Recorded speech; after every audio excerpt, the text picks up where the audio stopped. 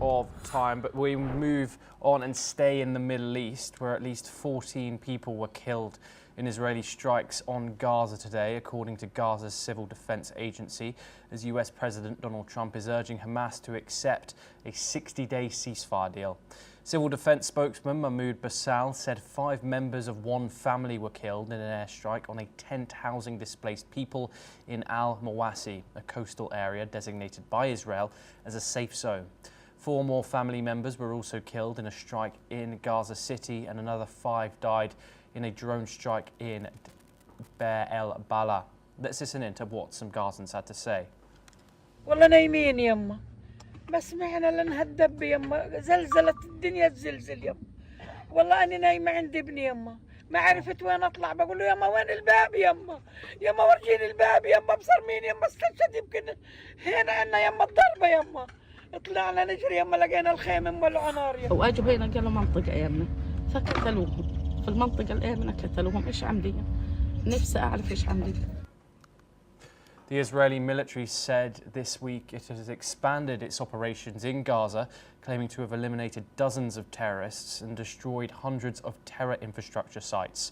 The war, now entering its 21st month, began after Hamas's October the 7th, 2023 attack that killed 1,219 people in Israel.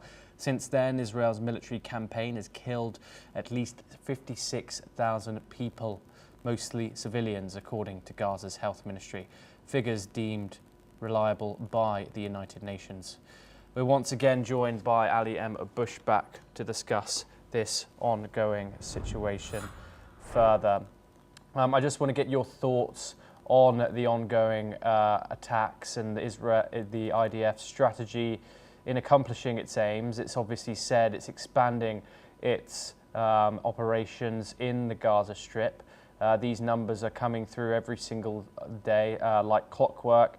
What are your thoughts, Ali, on the techniques that the IDF is currently using in Gaza? Thomas, worth mentioning that last week, the Gazans people, they describe it as an intensive week for them. Israel was intensively bombing Gaza, and they consider it as an unprecedented time from the intensive bombardment and from the size and the level of Israelis' attack in Gaza. The day before yesterday, Israel targeted a coffee shop in the cafes in Al-Shati refugee camp, several of Palestinian civilians fell as casualties from the Israelis' attack. We are become as adapting or as a normal to hear that in every single day 100 Palestinians have been killed during the Israelis airstrike. So the thing is, also it's become a normal for the audience to hear about the humanitarian aid. The people who got killed they are waiting for their turn to get a humanitarian aid. So the thing is, nowadays in Gaza on the ground, people are disappointed from these policies and Israelis' technique, despite Israel has a size of more than 70% of the Gaza's side. So things make it more complicated. Here is the observer divided to two division. Some of them, they are optimists because they are considering Israel intense military operation in Gaza. That's mean they are going to reach to ceasefire ASAP as soon as possible. And a pessimistic observer, they consider it Israel as it's going to pressurize Hamas and going flexing its muscle, sending indirect message to Iran and the other proxy if they are thinking to do any action Ali, against Israel.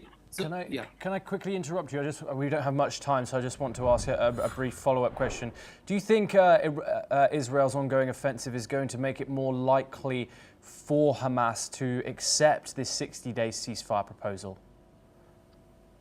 I guess as a practice, practically Hamas is not going to accept it because we have witnessed it since 18th of March, Israel resumed the war and it was intense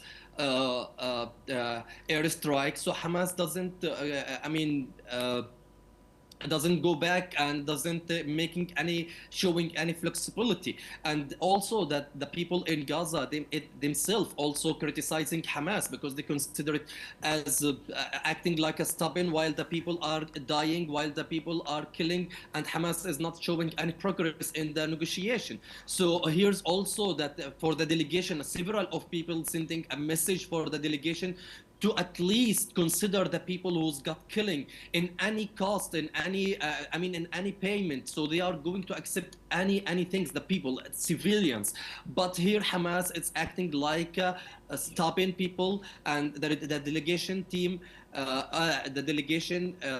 are acting like some. They are not going to go back from their words or what they are thinking. Yeah. Yes, Ali, we have to move on.